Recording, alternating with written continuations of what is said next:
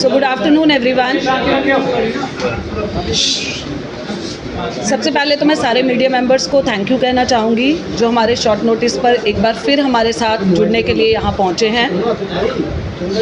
हम यहाँ पर आज इकट्ठे हुए एक अर्जेंट अपील लेकर for immediate publication of the non gazetted merit list and appointment of outstanding sports person under SO 12 and SO 412। ये लिस्ट हमारी प्रोविजनल लिस्ट लास्ट ईयर जुलाई में ऑलरेडी पब्लिश हो चुकी है, लेकिन उस पर एक फ़ाइनल जो फाइनल उसकी उस पर इम्प्लीमेंटेशन है वो आज तक नहीं हो पाई। सो इसी के लिए हम सारे बोल रहे हैं आज कि 225 लोग जो हैं वो सिर्फ 5 गेजेटेड के लिए हर वक्त सफ़र कर रहे हैं। हम नहीं चाहते कि उनके वजह से हम हमेशा सफ़र करें, क्योंकि हम लोग, आप सबने सुन रखा होगा, पढ़ोगे लिखोगे बनोगे नवाब, खेलोगे कूदोगे हो जाओगे खराब। जम्मू कश्मीर ने इस बात को सच साबित करके दिखाया है। हम सबको खेलने कूदने पर बर्बाद होने पे जम्मू कश्मीर का बहुत बड़ा हाथ है। हमारे LG सर जाकर पुंछ में अनाउंसमेंट कर रहे हैं कि जो भी पाकिस्तान शेलिंग में जो भी लोग शहीद हुए हैं उनके घर वालों को नौकरी दी जाएगी। बहुत अच्छी बात है।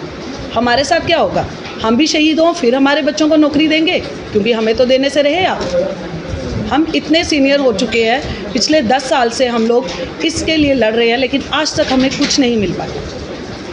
JNK आज भी एक कंजर्वेटिव सोसाइटी है, जहाँ पर हस्बैंड्स फादर्स अपनी बेटियों को एकदम से स्पोर्ट्स के लिए नहीं बेचते, क्योंकि स्पोर्ट्स कॉस्ट्यूम वेयर करना, नेशनल इंटरनेशनल लेवल तक खेलना, वो सब कुछ हमारी फैमिलीज़ इतनी जल्दी अलाउ नहीं करती।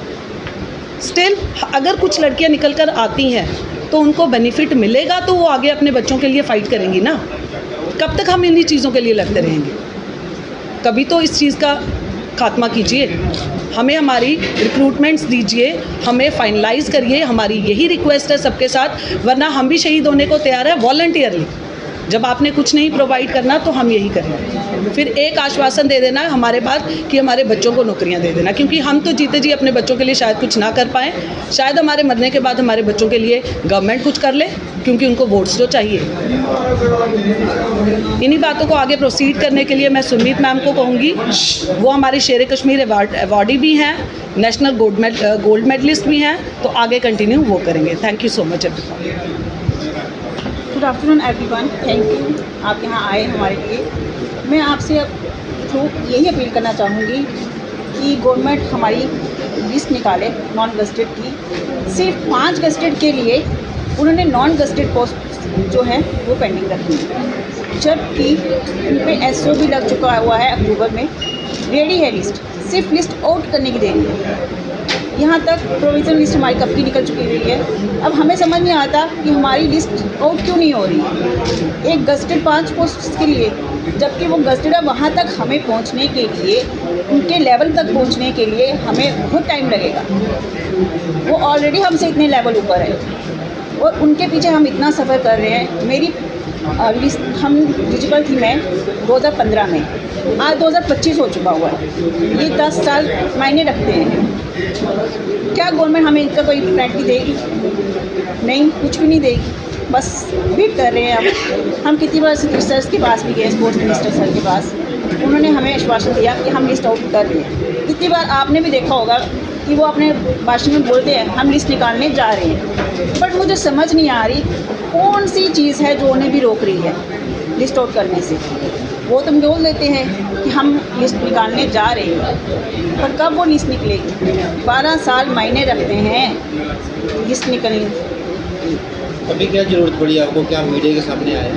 हाँ सर, हमें लगता है कि हमारी जो लिस्ट निकलेगी, हमें एक हाथ में अपॉइंटमेंट और दूसरे हाथ में रेजिग्नेशन साथ ही रखना पड़ेगा। शायद उसी स्टेज पर जाकर हमारी लिस्ट निकले।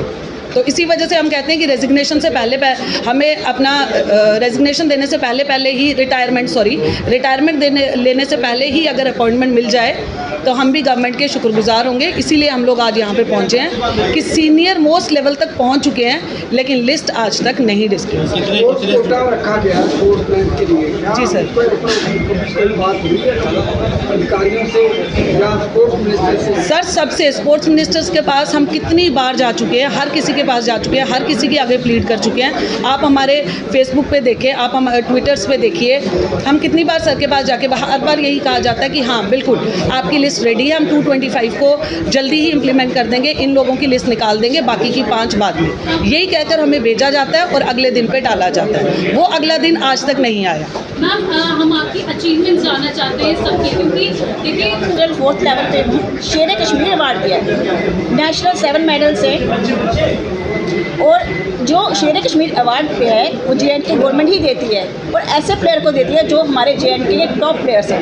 मैं 2016 में पहले नंबर पे थी पावर लिफ्टिंग में और मुझे ये अवार्ड मिला था, तो ये गवर्नमेंट ने ही दिया ना। मैम पावर लिफ्टर्स ने काफ़ी समय से संघर्ष किए, क्योंकि पहले तो कोटा में ही नहीं उन्हें डाला गया था। अब जब कोटा में है तो फिर नहीं मैम, ये पहले से ही कोटे में है, ये नहीं है कि कोटे में नहीं है। मेरे हस्बैंड की जॉब भी लगी।